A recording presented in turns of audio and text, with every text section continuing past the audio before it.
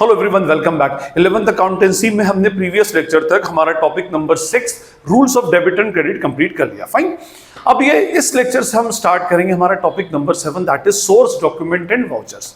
एक बात याद रखिएगा कि सोर्स डॉक्यूमेंट एंड वाउचर्स को सिर्फ अपने थ्योरेटिकल कंसेप्ट के लिए ना पढ़ें, थ्योरी के पॉइंट ऑफ व्यू से ना पढ़ें। प्रैक्टिकल अकाउंटिंग में वाउचिंग का, सोर्स डॉक्यूमेंट का अपना एक अलग ही इंपॉर्टेंस होता है। इस चैप्टर से एक्चुअली आपको ये मालूम पड़ेगा कि कितने टाइप के सोर्स डॉक्यूमेंट्स होते हैं और वो सोर्स डॉक्यूमेंट कौन सी टाइप की जर्नल एंट्रीज के लिए सोर्स बनते हैं, प्लस किस टाइप के ट्रांजैक्शन में के बाद किस टाइप का एक्चुअली हम वाउचर प्रिपेयर करते हैं। अकाउंटिंग में वाउचरिंग अपने आप में एक बहुत ही इंपॉर्टेंट प्रोसीजर होती है। तो हमें इस लेक्चर से, इस चैप्टर से हमारा यह कंसेप्ट क्लियर होता है कि किस टाइप के ट्रांजैक्शन पर हम किस टाइप का वाउचर एक्चुअली प्रिपेयर करते हैं। फाइन, हमारा ये पूरा chapter source document and voucher दो पार्ट्स में क्लासिफाइड है, एक तो source document and second voucher. इस लेक्चर में हम different types of source documents के ऊपर डिस्कस करेंगे कि कितने टाइप के डिफरेंट सोर्स डॉक्यूमेंट्स होते हैं और उन सोर्स डॉक्यूमेंट से किस टाइप के ट्रांजैक्शंस एक्चुअली रिकॉर्ड होते हैं।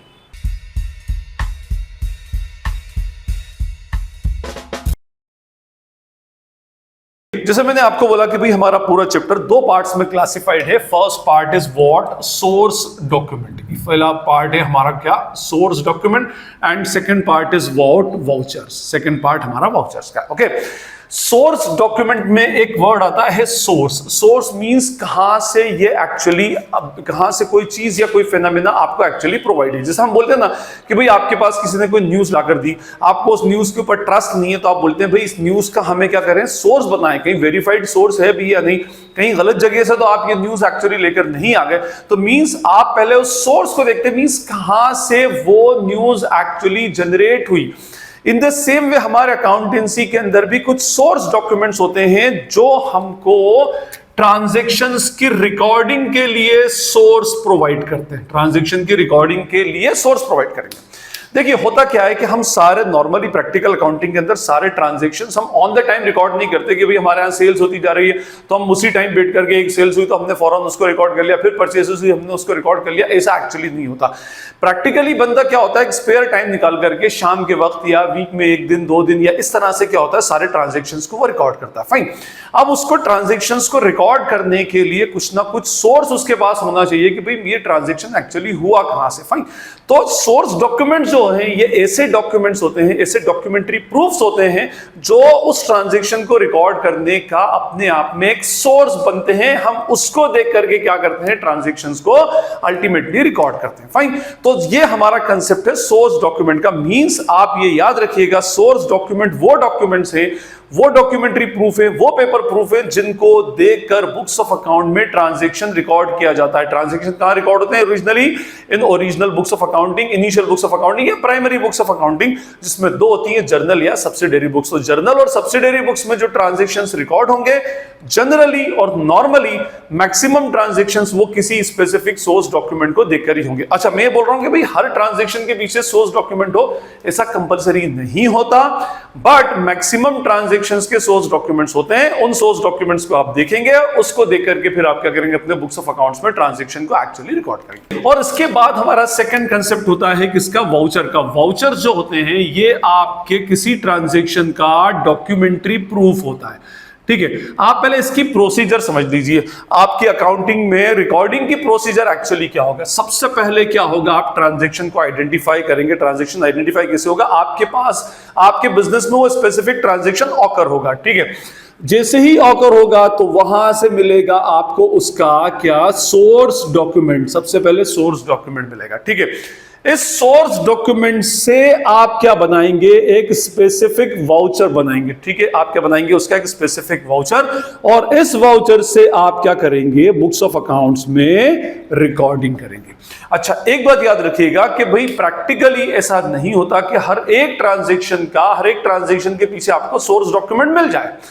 कभी कभी ऐसे भी बहुत सारे ट्रांजैक्शंस होते हैं जहां पर कोई सोर्स डॉक्यूमेंट एक्चुअली अवेलेबल नहीं होता। बहुत सारे ट्रांजैक्शंस ऐसे हैं, बट ऐसा तो कंपलसरी है कि आपके हर ट्रांजैक्शन के पीछे आपका एक वाउचर होना चाहिए, क्योंकि वाउचर का प्रिपेयर करना एक्चुअली आपके हाथ में है, अकाउंटेंट के ही हाथ में होता है। तो वो वाउचर वहां पर प्रिपेयर हो सकता है। Means there should be a specific voucher behind every transaction, उसके पीछे सोर्स डॉक्यूमेंट हो नहीं हो जरूरी नहीं है, बट उसके पीछे एक ट्रांजेक्शन का एक वाउचर का होना कंपलसरी है। मैं बताऊंगा आपको कौन कौन से ट्रांजेक्शन ऐसे जहां पर सोर्स डॉक्यूमेंट कंपलसरीली नहीं मिलता। बहुत सारे ट्रांजेक्शन होते हैं, बट मैक्सिमम ट्रांजेक्शन में सोर्स डॉक्यूमेंट्स होते हैं। उस सोर्स डॉक्यूमेंट से हम क्या बनाते हैं, उस सोर्स डॉक्यूमेंट को देखकर वाउचर बनाते हैं और उसके बाद उसकी ट्रांजेक्शन की रिकॉर्डिंग करते हैं, या फिर आप इसको देख करके रिकॉर्डिंग कर लोगे और उसको देख करके आप क्या कर दोगे, वाउचर बना दोगे।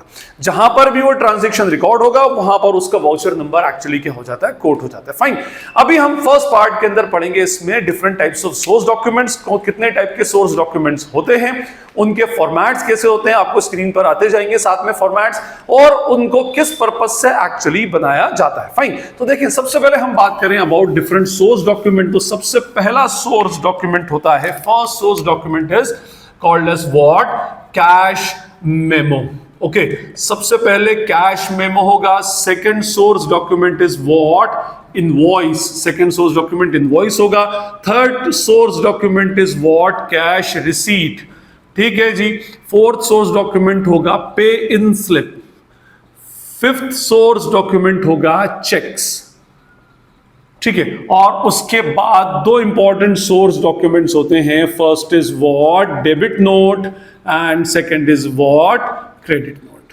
ओके, दो सोर्स डॉक्यूमेंट हमारे पास और एक्स्ट्रा होंगे, first is called as debit note and second is called as credit note. ये हमारे अल्टीमेटली सारे सोर्स डॉक्यूमेंट्स हैं। फर्स्ट हमारा सोर्स डॉक्यूमेंट है cash memo, second is invoice, third is cash receipt, fourth is paying slip, fifth is cheque, फिर उसके बाद notes होते हैं debit note and credit note.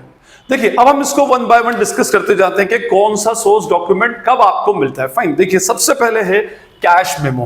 Cash memo जो होता है, cash memo is prepared against what, cash sales. ये किसके अगेंस्ट प्रिपेयर किया जाता है, कैश मेमो प्रिपेयर किया जाता है अगेंस्ट कैश सेल्स। जब भी अगर आप कोई, जैसे कोई भी बंदा है अगर वो कैश के ऊपर माल को बेचता है तो वो क्या बनाएगा, कैश सेल्स बनाएगा, ठीक है। फाइन, देखिए मैंने आपको पिछले चैप्टर के अंदर rules of debit and credit में ट्रेडिशनल रूल्स में बताया था कि बिजनेस के पॉइंट ऑफ व्यू से सबसे इंपॉर्टेंट एलिमेंट होता है कैश। अब अगर बिजनेस के पास कैश अवेलेबल है, किसी ट्रांजैक्शन में कैश आ गया, तो फिर उसको पार्टी से कोई एक्चुअली मतलब नहीं होता, पार्टी उसके लिए लेसर इंपॉर्टेंट है, कैश उसके लिए ज्यादा इंपॉर्टेंट है। फाइन, तो जब भी कभी कोई माल आप कैश में बेचें, नगद बेचेंगे, तो नगद बेचने के बदले में जो आप रिसीट बोलते हैं, इसको बिल बोलते हैं हम जनरल केस में, जनरली जब बिल बनाया जाएगा तो that is called as cash memo.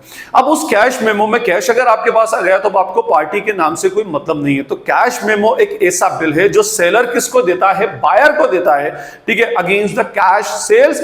नगद में माल बेचा गया होगा तो ही उसके बदले में कैश मेमो इशू किया जाएगा। फाइन, उधारी पर नहीं, यहां पर नगद में। अच्छा, यहां पर पार्टी का नाम हो भी सकता है और पार्टी का नाम नहीं भी हो सकता है। फाइन, ऐसा भी हो जाएगा कि भाई पार्टी का नाम अवेलेबल हो, पार्टी का नाम नहीं अवेलेबल हो। और आपने देखा होगा बहुत सारे शॉपकीपर्स ऐसा होता है कि अगर ट्रांजैक्शन कुछ कैश में कर रहे हैं तो वो पार्टी का नाम डालते ही नहीं, क्योंकि उनके लिए कैश इंपॉर्टेंट एलिमेंट और कैश उनको रिसीव हो गया। तो जब कैश रिसीव हो गया तो फिर उनको पार्टी के नाम से कोई मतलब नहीं होता। फाइन, तो यहां पर आपका कैश मेमो किसके अगेंस्ट बनता है, कैश सेल्स के अगेंस्ट बनता है। देखिए अब होता क्या है, जैसे आप देखेंगे तो कैश मेमो बुक होती है, पूरी बिल बुक होती है। उस बिल बुक को कभी आप, या आप ही अगर जो लोग बिजनेस क्लास फैमिली को बिलोंग करते हैं, उन्होंने कभी अपने बिजनेस में देखा हो तो आपके पास एक बिल बुक होगी। उस बिल के अंदर एक तो ओरिजिनल कॉपी होती है, ओरिजिनल कॉपी मींस जो उसकी फेयर मतलब पूरा प्रिंटेड जिसके ऊपर होगा, प्रिंटेड होगा मींस उसके ऊपर फॉर्म का नाम होगा, इनवॉइस नंबर, ये कैश मेमो नंबर होगा, डिस्क्रिप्शन ऑफ गुड्स होगा, क्वांटिटी होगा, रेट होगा और उसके बाद अमाउंट होगा और नीचे ग्रैंड टोटल होगा और आपका जीएसटी वीएसटी जो भी लगाते हैं वो भी अल्टीमेटली उसके अंदर होता है। फाइन, पार्टी का नाम हो या नहीं हो दैट इज नॉट इंपॉर्टेंट, ठीक। तो ये कैश सेल्स के अंदर ये होगा। उसके बाद उसी के नीचे उसकी एक और कॉपी होती है जो डुप्लीकेट कॉपी है, जिसको हम कार्बन कॉपी बोलते हैं। मैक्सिमम जगहों पर दो ही कॉपी होती है, एक ओरिजिनल कॉपी और एक कार्बन कॉपी। अब होता क्या है, वहां पर अगर आप जिस भी सेलर से गुड्स बाय करेंगे तो सेलर उसको बीच में कार्बन लगाएगा, दोनों कॉपीज के बीच में। उसके बाद जो ओरिजिनल है उसके ऊपर वो हाथ से लिख करके कैश मेमो बना देगा, डिस्क्रिप्शन लिखेगा। देखिए उसका फॉर्मेट मैं आपको बता देता हूं। इसके फॉर्मेट फॉर्मेट के अंदर आपका जो कैश मेमो होगा इस तरह का होगा, आपको स्क्रीन पर सामने आ रहा होगा। उसमें यहां पर आपका इनवॉइस नंबर होगा, डेट होगी, फर्म का नाम होगा, उसका जीएसटिन होगा, उसका एड्रेस होगा, टेलीफोन नंबर होगा, हो सकता है पार्टी का नाम हो या ना भी अवेलेबल हो, और यहां पर कैश मेमो नंबर भी बेसिकली उसके अंदर होता है। उसके बाद नीचे डिटेलिंग होती है, यहां पर होती है उसमें क्वांटिटी, और यहां पर आती है आपका डिस्क्रिप्शन ऑफ गुड्स, यहां पर आता है आपका रेट, और उसके बाद इधर आ जाता है आपका अमाउंट। फाइन। और अमाउंट के अंदर कभी कभी रुपीस और पैसा ऐसे कॉलम्स बने होते हैं। फिर यहां पर आप जो भी प्रोडक्ट आपने सेल किया एज अ सेलर, ठीक है, उस सेलर की क्वांटिटी, कितनी क्वांटिटी उसने सेल की, जैसे अगर उसने 4 टी शर्ट सेल किए तो यहां लिख देगा वो टी शर्ट्स, और टी शर्ट्स का स्पेसिफिकेशन डाल देगा। लेट सपोज एक टी शर्ट 150 रुपीस की है, तो रेट विल बी 150 रुपीस पर टी शर्ट, इधर अमाउंट आ जाएगा टोटल 600। और उसके बाद और बाकी के ट्रांजेक्शन लिखेगा, उसमें जीएसटी लगाना होगा तो जीएसटी लगाएगा, फ्रेट अगर चार्ज करना है तो फ्रेट अलग से लगा देगा, पैकिंग के, इंश्योरेंस के जो भी एक्सपेंस करना है वो सब इसमें प्लस करके फाइनली यहां पर क्या कर देगा, वो टोटल लगा देगा, और यहां पर ऑफिशियल सिग्नेटरी की साइन हो जाती है। ठीक है, तो ये कहलाता है हमारा कैश मेमो। ठीक है, कैश मेमो किसके अगेंस्ट इशू होगा, कैश सेल के अगेंस्ट। देखिए कौन इशू करेगा, पार्टी, इशूइंग पार्टी कौन होगी, issuing party is the seller. Seller इसको इशू करेगा, सेलर ही बनाएगा हमेशा। ठीक है, इसके पास ओरिजिनल कॉपी किसके पास रहेगी, original copy will remain with the buyer. किसको दिया जाएगा, बायर को दी जाएगी ओरिजिनल कॉपी। उसका ओरिजिनल कॉपी फाड़ देंगे, परफोरेशन होता है ऊपर, परफोरेशन उससे फाड़ करके ओरिजिनल कॉपी किसको दे दी जाती है, बायर को। और उसके बाद उसकी जो डुप्लीकेट कॉपी होती है, मैं कहूं डुप्लीकेट कॉपी और we can say carbon copy, तो carbon copy remains with the seller. Carbon copy seller के पास रहेगी, क्योंकि सेलर को भी तो ट्रांजैक्शन रिकॉर्ड करना है। फाइन, तो ये सेलर के पास रहेगी, बायर को वो ओरिजिनल कॉपी फाड़कर दे दिया जाएगा। अब बायर जो है वो कहां से एंट्री रिकॉर्ड करेगा, वो इस ओरिजिनल कॉपी से, वो ओरिजिनल कॉपी लाएगा अपनी वाउचर फाइल में या सोर्स डॉक्यूमेंट फाइल के अंदर लगा देगा, उसको देख करके वो ट्रांजैक्शन रिकॉर्ड करेगा। सेलर जिसने माल बेचा है वो अपनी बिल बुक के अंदर क्या करेगा, डुप्लीकेट कॉपी से एक एक करके ट्रांजैक्शन टर्न करता जाएगा, और उस डुप्लीकेट बिल से क्या करेगा, उस ट्रांजैक्शन को एक्चुअली रिकॉर्ड कर लेगा। फाइन, तो first is our cash memo. Cash memo किसके अगेंस्ट इशू होता है, अगेंस्ट द कैश सेल्स। कौन इशू करेगा, सेलर उसको बनाता है, ओरिजिनल कॉपी बायर को देता है, कार्बन कॉपी या डुप्लीकेट कॉपी अपने पास रखता है, बायर ओरिजिनल कॉपी से अपनी बुक्स में अपने पास ट्रांजैक्शन को रिकॉर्ड करेगा। लेट्स सपोज मैं बायर हूं, तो मैं उस ओरिजिनल कॉपी को देख करके परचेज का ट्रांजैक्शन रिकॉर्ड करूंगा, और सेलर कार्बन कॉपी को देख करके उस ट्रांजैक्शन को रिकॉर्ड करेगा, सेल्स का ट्रांजैक्शन फाइनली रिकॉर्ड कर लेगा। ओके, तो हमारा फर्स्ट जो सोर्स डॉक्यूमेंट था that is what, cash memo. और कैश मेमो किसके अगेंस्ट बनता है, against the cash sales. Second हो गया इनवॉइस। इनवॉइस और कैश मेमो में कोई भी डिफरेंस नहीं होता, नथिंग। आपको तो कई दफा समझ ही नहीं आएगा कि भाई क्या इनवॉइस है और क्या कैश मेमो है। हो सकता है एक ही बुक हो, एक ही बिल बुक पर कैश मेमो और इनवॉइस दोनों चल रहे हैं, बट डिफरेंस दोनों में, टेक्निकल डिफरेंस ये होता है कि invoice is issued against what, credit sales. Credit sales पर इशू होगा, और जब ट्रांजैक्शन क्रेडिट सेल के अगेंस्ट इशू होगा, मींस यहां पर कैश का इन्वॉल्वमेंट नहीं है, और जब कैश का इंपॉर्टेंस नहीं तो फिर पार्टी का इंपॉर्टेंस होता है। तो फिर उस केस में पूरा का पूरा फॉर्मेट सेम टू सेम होगा, और उसके अंदर सिर्फ एक नेम ऑफ द पार्टी आ जाएगा, और पार्टी का जीएसटी। आज के सिनेरियो में जीएसटी लिखना बहुत जरूरी है, क्योंकि उसमें इनपुट टैक्स क्रेडिट के लिए जीएसटी का लिखना अपने आप में कंपलसरी हो जाता है। फाइन, तो कहने का मीनिंग ये कि यहां पर क्रेडिट सेल्स के अगेंस्ट क्या बनाया जाएगा, इनवॉइस। सेम टू सेम फंडा। कौन है इसकी issuing party, issuing party is against what, seller. Seller issuing party होगी। ओरिजिनल कॉपी किसके पास होगी, original copy remains with the buyer. Buyer लेकर जाएगा, बाइंग पार्टी जो होगी उसके पास ओरिजिनल कॉपी होगी, और कार्बन कॉपी या डुप्लीकेट कॉपी किसके पास रहेगी, सेलर के पास। तो बायर इस ओरिजिनल कॉपी को देखकर ट्रांजैक्शन रिकॉर्ड करेगा, सेलर उस कार्बन कॉपी से जो उसके पास उसकी बिल बुक के अंदर या इनवॉइस बुक के अंदर है उसको देखकर रिकॉर्ड करेगा। मैंने क्या कहा, दोनों के फॉर्मेट में कोई डिफरेंस नहीं है, दोनों का format same to same format होगा। Same to same format format के अंदर। ये आपकी पूरी बिल बुक है। सबसे ऊपर आपकी फर्म का नाम, फर्म का नाम किसकी? सेलर्स फर्म, सेलर की फर्म का नाम होगा, उस पर उसका जीएसटी होगा, एड्रेस होगा, टेलीफोन नंबर होगा, और जो भी रिक्वायर्ड इंफॉर्मेशन है टैक्स पॉइंट ऑफ व्यू से दूसरी, तो वो सारी इंफॉर्मेशन यहां पर होगी। फाइन। उसके बाद इनवॉइस नंबर इसमें होगा, डेट ऑफ ट्रांजैक्शन होगा, और सबसे इंपॉर्टेंट चीज यहां पर होगा नेम ऑफ पार्टी, पार्टी का नाम होगा, और आज के सिनेरियो में उसका जीएसटी नंबर होगा। जीएसटी नंबर बाहर का डालना बहुत जरूरी है। क्यों? ये मैं आपको जीएसटी के ट्रीटमेंट में आगे के लेक्चर्स में बता दूंगा। ओके, उसके बाद फिर वही हमारा टेबल बना होगा सेम टू सेम। इधर क्या आएगा आपका? Quantity of the product, description of the product, rate of the product, और यहां पर अमाउंट आ जाएगा। आप यहां पर क्वांटिटी लिखें, जो प्रोडक्ट सेल किया है उसका डिस्क्रिप्शन लिखें, क्या रेट है उसका अमाउंट डालते जाएं, 3 4 5 डाल दें। जीएसटी अगर उसके अंदर लग रहा है तो जीएसटी लगाए, इंट्रा स्टेट सेल है तो सीजीएसटी एसजीएसटी लगेगा, इंटर स्टेट सेल है तो आईजीएसटी एप्लीकेबल हो जाएगा। ओके, उसके बाद कोई एक्सपेंस लग रहा है तो एक्सपेंसेस को ऐड करें, फाइनली ग्रैंड टोटल लगा दें। यहां पर उसका जो भी अकाउंटेंट है उसके अकाउंटेंट की, या जो इनवॉइस बनाने वाला है उसकी सिग्नेचर एक्चुअली हो जाएगी। फाइन। तो ये हमारे 2 सोर्स डॉक्यूमेंट हो गए। First is what? Cash memo, cash sales के अगेंस्ट, इनवॉइस क्रेडिट सेल्स के अगेंस्ट। मैंने आपसे क्या कहा कि कभी कभी तो आपको दोनों को आइडेंटिफाई करने में भी प्रॉब्लम आएगी। इनवॉइस को ही कैश मेमो बना सकते हैं, बस अगर वो ही कैश सेल के अगेंस्ट बनाया गया तो कैश मेमो बन जाएगा, क्रेडिट सेल के अगेंस्ट बनाया गया तो इनवॉइस बन जाएगा। ठीक है, यहां पार्टी का नाम कंपलसरी नहीं है, यहां पर पार्टी का नाम कंपलसरी है क्योंकि आपको उस पार्टी से पेमेंट लेना है। कौन बनाएगा? सेलर बनाएगा। किसके नाम से? बायर के नाम से। Okay fine. तो ये कैश सेल और कैश मेमो और इनवॉइस के बीच में डिफरेंस था। Now coming the third source document, that is cash receipt. Cash receipt भाई नाम से समझ में आ रहा है, जिसको हम बोलते हैं रसीद बोलते हैं। रसीद मींस भाई अगर आपने किसी पार्टी से पेमेंट माल उधारी पर लिया, जैसे अगर मैं कहूं कि ये मैं आपसे कहूं कि भाई यहां पर डेली ट्रेडर्स नाम की फर्म है और डेली ट्रेडर्स ने किसी हिंद ट्रेडर्स को माल बेचा, तो Delhi trader is the seller and Hind trader is the buyer, और उधारी पर उसने माल खरीदा, लेट सपोज कितने का? 50,000 रुपीज का इसका इनवॉइस बन रहा है। ठीक है, और ये बात है लेट सपोज 1 जनवरी 2022 की, 1 जनवरी 2022 को। अब नियर फ्यूचर इसको पेमेंट करना पड़ेगा। मान लो इसके 15 दिन बाद, 20 दिन बाद, 1 मंथ बाद, 1.5 मंथ बाद 15 फरवरी को हिंद ट्रेडर्स जिसने गुड्स बाय किया है ये पेमेंट देने गया किसको? डेली ट्रेडर्स को, क्योंकि उसके ऊपर पेमेंट ड्यू था। अब हो सकता है वो पूरा 50,000 भी पे कर दे और हो सकता है कि लेस देन 50,000 भी पे कर दे। जो उसको उसके अकाउंट के अगेंस्ट पे करना हो वो उसको अल्टीमेटली पे करेगा। ये party Hind traders daily traders के बाद पेमेंट देने गई, मान लो 30,000 रुपीज, और पेमेंट देकर के आ गई। ठीक है, वहां पर उनका कैशियर बैठा हुआ था, हो सकता है कैशियर उस पेमेंट को गायब कर दे या वो भूल जाए। आप पेमेंट देकर आया, वो भूल गया, ट्रांजैक्शन को रिकॉर्ड नहीं किया, तो फिर बेस क्या उसके पीछे?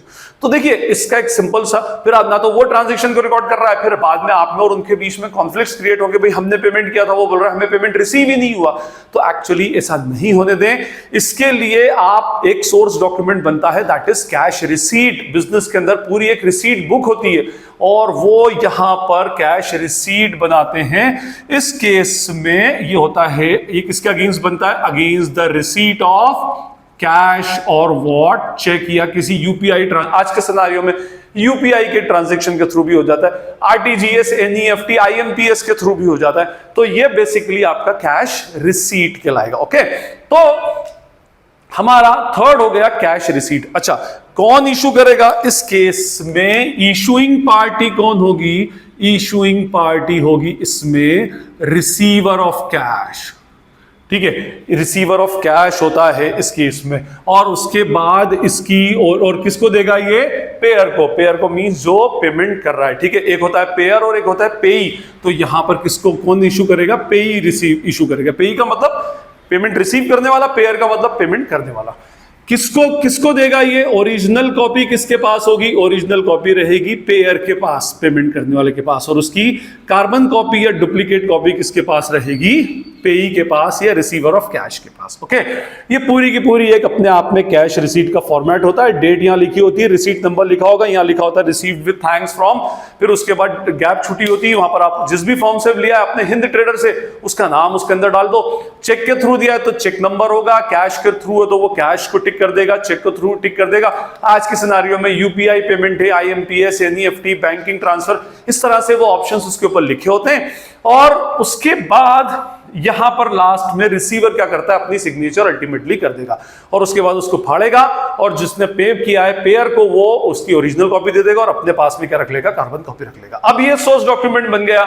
इशूइंग, जिसने कैश रिसीव किया है वो कार्बन कॉपी को देख करके कैश रिसीव की एंट्री कर देगा, कैश रिसीव की एंट्री कर देगा, और जो ओरिजिनल कॉपी ले गया वो कैश पेमेंट की एंट्री कर देगा अपने ओरिजिनल कॉपी को देखकर और ले जाकर के अपने वाउचर फाइल के अंदर एक्चुअली लगा लेगा। ओके फाइन, तो this is our third cash receipt. कौन लेगा, कैश को रिसीव करने वाला, पेई मींस जो रिसीव करने वाला होता है वो रिसीवर ऑफ कैश इशू करता है किसको, जो पेयर ऑफ कैश है जो पेमेंट कर रहा है। फाइन, बता दिया मैंने ओरिजिनल कॉपी। और उसके बाद नेक्स्ट इज व्हाट, पे इन स्लिप। पे इन स्लिप जो होती है ये बेसिकली होती है when we basically deposit cash in bank.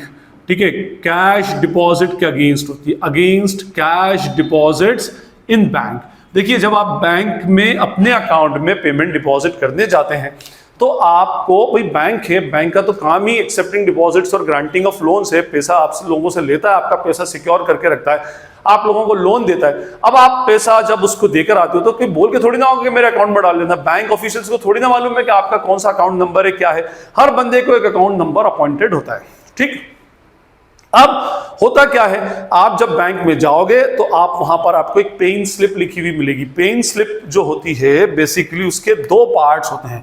जैसे ये आपकी जो भी पे इन स्लिप मिलेगी तो उस पे इन स्लिप के आपके दो पार्ट्स होंगे। एक पार्ट बीच में परफोरेशन होता है, ऐसी लाइन ड्रॉ होती है, ये जो होती है एक्नॉलेजमेंट स्लिप होती है और ये पूरी की पूरी पे इन स्लिप होती है। यहाँ पर account number, account holders name लिखा होता है, फिर उसके बाद इधर एक अकाउंट नंबर के ब्लॉक्स बने होते हैं, यहाँ पर डेट लिखी होगी और यहाँ पर अगर चेक का डिस्क्रिप्शन है तो चेक का नंबर, चेक इशूइंग पार्टी कौन से बैंक का है, चेक, ये सब लिखा होगा। और अगर आप कैश डिपॉजिट कर रहे हो तो यहाँ पर डिटेल्स ऑफ नोट्स होगी कि 2000 के कितने नोट, 500 के कितने नोट्स, 200 के कितने नोट्स, 100 के कितने नोट्स, और यहाँ पर फिर अमाउंट होती है, फिर इधर ग्रैंड टोटल होता है, इधर उसका टेलीफोन नंबर होगा डिपॉजिटर का, यहाँ पर सिग्नेचर ऑफ डिपॉजिटर्स होता है। ये सारी इंफॉर्मेशन इसके अंदर होती है और सेम टू सेम इंफॉर्मेशन कुछ समराइज्ड वे में इस एक्नॉलेजमेंट के ऊपर आपको फिल करना पड़ती है।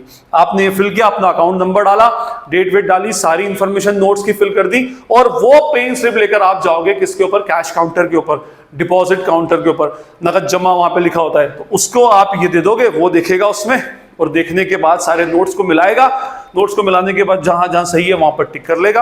उसके बाद कंप्यूटर के अंदर, आजकल तो हाथों हाथ क्या करते हैं, वो कंप्यूटर के अंदर एंट्री करेगा, अकाउंट नंबर ओपन करेगा, एंट्री करेगा, वो एंटर मारेगा। उसके बाद फिर उसके पास एक रिसीविंग स्लिप होती है, वो रिसीविंग सील होती है, वो सील क्या करेगा, एक इस साइड पर और एक इस साइड पर मारेगा या इस तरह से लगाएगा कि वो दोनों के बीच में आ जाए। फाइन, और उसके ऊपर रिसीव लिख करके डेट डाल करके आपको, और ये वाला पार्ट फाड़ करके इतना पार्ट आपका टीयर करेगा, निकालेगा, ये आपको दे देगा और वो अपने पास एक वो निडल होती है, उस निडल के अंदर लगा देगा।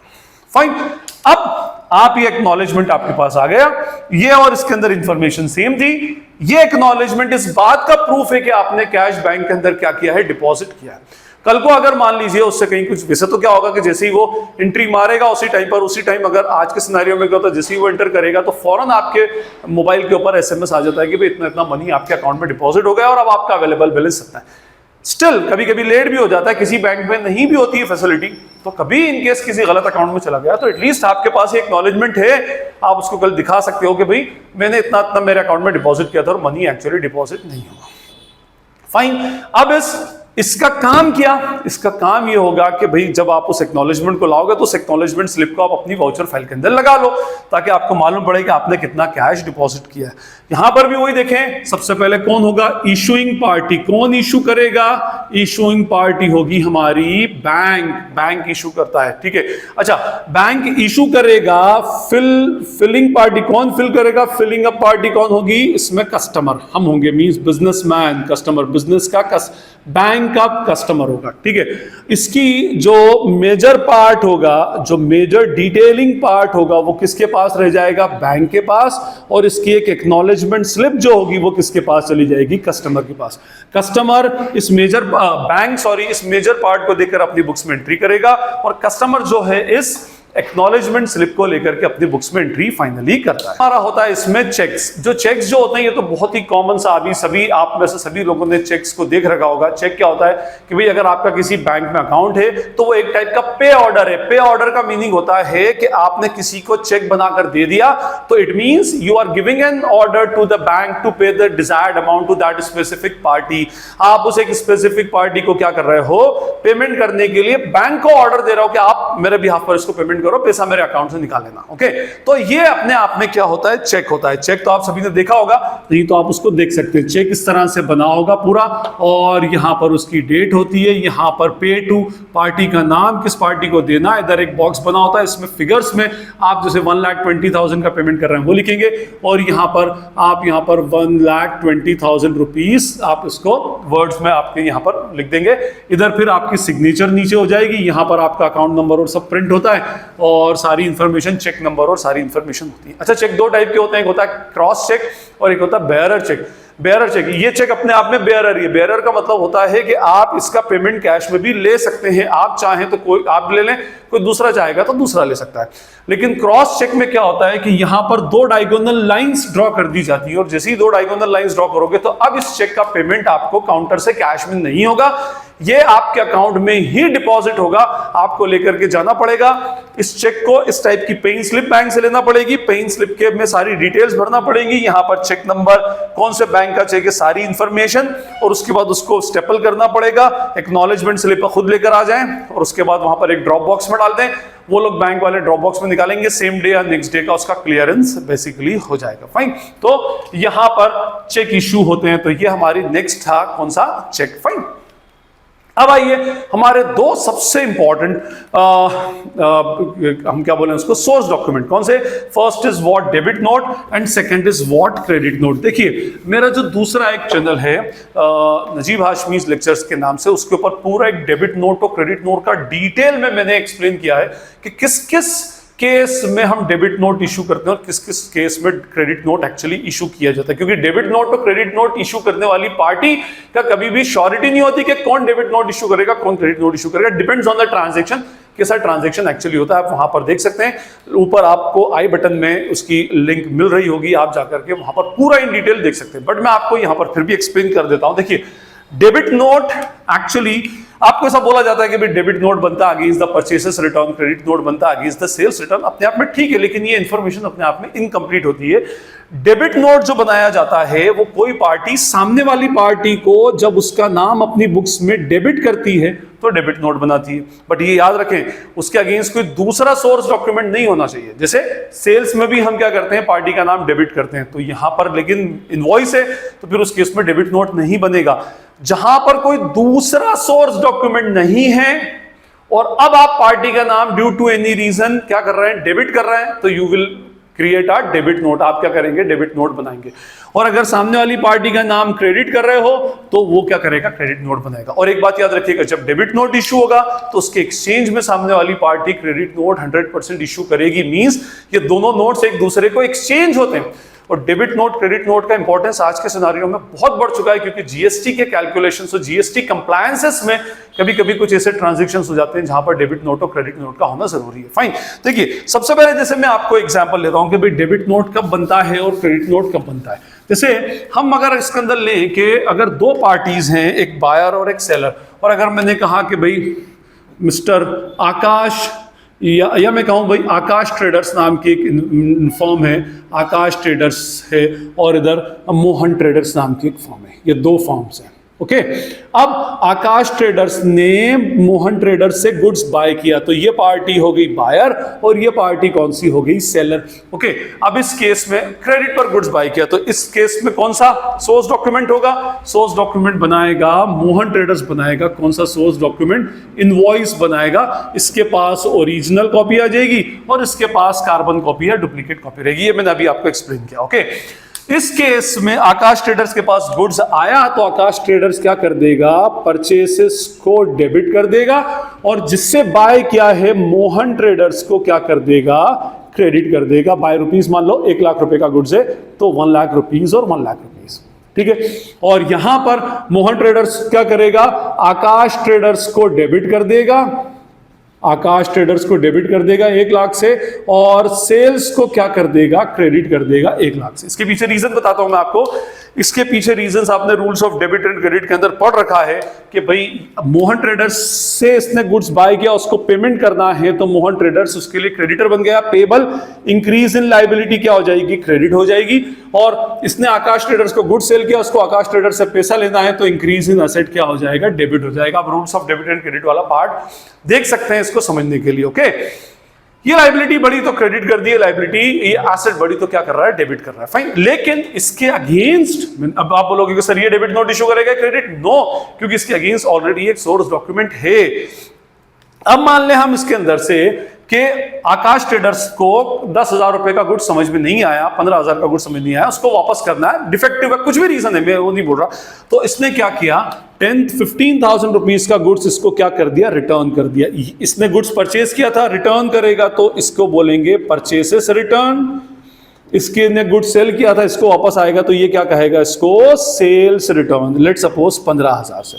अब अगर मैं अगर मान लो खुद को आकाश ट्रेडर्स मानता हूं, मैंने 1 लाख का गुड्स बाय किया था, तो मेरे ऊपर 1 लाख की लायबिलिटी बनी थी, और जब मैंने 15,000 उसको रिटर्न किए तो मेरी लायबिलिटी डिक्रीज हो रही है। जैसे ही मेरी लायबिलिटी डिक्रीज होगी तो by the rules of modern rules of debit and credit में क्या होगा, मैं उसको डेबिट कर दूंगा, decrease in liability will be debited. तो मैं क्या करूंगा, अब इस परचेस रिटर्न में मोहन ट्रेडर्स को फिर से डेबिट कर दूंगा और परचेसेस रिटर्न को क्या कर दूंगा, क्रेडिट कर दूंगा। इधर ये इसकी एसेट कम हो रही है क्योंकि अब उसको 15,000 कम लेना है, 15,000 से उसकी एसेट डाउन हो रही है, तो ये आकाश ट्रेडर्स को क्या कर देगा, क्रेडिट कर देगा, और सेल्स रिटर्न को क्या कर देगा, डेबिट कर देगा। अब इसके पीछे रीजन, मोहन ट्रेडर्स को डेबिट करने के पीछे रीजन क्या, आपकी लायबिलिटी डिक्रीज हो रही है तो डेबिट। इधर आकाश को डेबिट करने का रीजन क्या, आकाश ट्रेडर्स को क्रेडिट करने का रीजन क्या है, यहां पर आपकी एसेट डिक्रीज हो रही है तो आप क्रेडिट करोगे। अब आकाश ट्रेडर्स मोहन ट्रेडर्स का नाम डेबिट कर रहा है, तो in this case Akash trader will issue a debit note. ये एक डेबिट नोट इशू करेगा कि भाई हमने आपका नाम डेबिट कर दिया क्योंकि हम आपकी लायबिलिटी को डिक्रीज कर रहे हैं। ऑन द अदर हैंड, इसी के एक्सचेंज में Aakash trader will issue a credit note. वो बोलेगा ठीक है, आपने जो हमको गुड्स वापस किया इससे हमारी एसेट कम हो गई, हम आपका नाम क्रेडिट कर रहे हैं, तो हम आपको क्या क्रेडिट नोट इशू कर रहे हैं। दोनों नोट एक दूसरे से एक्सचेंज हो जाएंगे। ओरिजिनल कॉपी, इसके पास ओरिजिनल कॉपी, डेबिट नोट की कार्बन कॉपी, ओरिजिनल कॉपी और कार्बन कॉपी, इस तरह से बेसिकली चलेगा। ठीक, तो हर डेबिट नोट के अगेंस्ट एक क्रेडिट नोट बेसिकली होता है। अच्छा, इसके अलावा डेबिट नोट और क्रेडिट नोट कुछ और स्पेशल सर्कमस्टांसेस के अंदर भी इशू होता है। यहां पर डेबिट नोट की इशूइंग पार्टी कौन हो गई, आकाश ट्रेडर्स, बायर। क्रेडिट नोट की इशूइंग पार्टी कौन हो गई, मोहन ट्रेडर्स, सेलर। इस केस में मैं आपको 1-2 केसेस और फटाफट से बता देता हूं। देखिए, एक केस के अंदर क्या होता है कि मान लीजिए अगर 1 लाख का गुड्स बेचा है ना, और इसने क्या करा, मोहन ट्रेडर्स के अकाउंटेंट ने उसके एक इनवॉइस बना दिया और आकाश ट्रेडर्स को भेज दिया। उसका ओनर था नहीं, ओनर ने आके कहा कि अरे भाई ये तुमने गड़बड़ कर दी है। गड़बड़ क्या करी कि ये जो गुड्स है इसको हमने नई प्राइस जो कम होकर आई है इससे उनको देना था, मींस इसकी प्राइस 1 लाख नहीं है, इसकी प्राइस कितनी है, 95,000 रुपीज है। लेकिन इनवॉइस तो जनरेट हो गया 1 लाख रुपए का। अब आप इनवॉइस को मंगाकर कैंसिल कर नहीं सकते। अगर आप कैंसिल करोगे तो आपका जो एक ऑथेंटिक ट्रांजेक्शन है वो भी डाउटफुल बन जाएगा, टैक्स के कंप्लायंसेस में वो डाउटफुल हो जाएगा। तो उस केस में क्या करेंगे भाई, उसको कैंसिल नहीं कर सकते, फाड़ नहीं सकते, तो हम क्या करेंगे, एंट्री भी हो चुकी है, क्या करा है, परचेज को डेबिट कर दिया, मोहन ट्रेडर्स को क्रेडिट कर दिया, 1 लाख रुपए से लायबिलिटी बढ़ा दी। और इवन अगर आप ध्यान से देखें तो जीएसटी भी 1 लाख रुपए के ऊपर लग चुका है, जबकि गुड्स की प्राइस कितनी है, 95,000। 5,000 रुपए पर ज्यादा, 5,000 रुपए पर 12% अगर टैक्स लेता हूं तो 600 रुपए ज्यादा लग गए। ठीक है, तो 600 रुपए के जीएसटी इसके ऊपर एक्स्ट्रा चला गया, इसने जीएसटी ज्यादा दे दिया, 600 रुपए इसके पास जीएसटी ज्यादा कलेक्ट हो गया। अब लॉस तो है, तो उस केस में क्या करते हैं कि ये बोलेगा कि भाई आपका 5,000 रुपए ज्यादा लग गया है ना, अब कोई नया इनवॉइस नहीं बन सकता, इनवॉइस तो बन ही नहीं सकता, कैंसलेशन करना उसमें। तो उस केस में ये बोलेगा कि ठीक है, मैं अपनी लायबिलिटी को 5,000 रुपीज से कम करता हूं। तो ये क्या करेगा, आकाश ट्रेडर्स अपनी लायबिलिटी कम कर रहा है तो मोहन ट्रेडर्स को क्या कर देगा, डेबिट कर देगा। रूल क्या लगेगा उसके ऊपर, अगेन वो, अच्छा, और फिर क्या करेगा, जो परचेस की थी उस परचेसेस को भी कैंसिल करेगा, परचेसेस को कैंसिल करेगा, आपकी एक्सपेंस को कम करेगा तो क्रेडिट कर देगा। इधर ये अपनी सेल्स को कैंसिल करेगा तो क्रेडिट करेगा, ठीक है, और सॉरी सेल्स को कैंसिल करेगा तो डेबिट करेगा, सॉरी, और इधर आकाश ट्रेडर्स को एसेट को कम करेगा, एसेट कम हो जाएगी, माइनस एसेट तो इसको क्या कर देगा, क्रेडिट कर देगा। फाइन। अब देखिए यहां पर फिर वही सेम टू सेम फंडा, ये मोहन ट्रेडर्स को डेबिट कर रहा है क्योंकि इसकी लाइबिलिटी क्या हो रही है, डिक्रीज हो रही है। ये आकाश ट्रेडर्स को क्रेडिट कर रहा है क्योंकि इसकी एसेट डिक्रीज हो रही है। फाइन। तो अब इस केस में कौन डेबिट नोट इशू करेगा, ये पार्टी मोहन ट्रेडर्स को डेबिट कर रही है, तो ये बोलेगी कि हमने आपका नाम डेबिट किया, तो Aakash trader will issue a debit note against, sorry हाँ, आकाश ट्रेडर किसके नाम पर, मोहन ट्रेडर्स के नाम पर डेबिट नोट इशू करेगा, और Mohan traders will issue a credit note against what, Akash traders.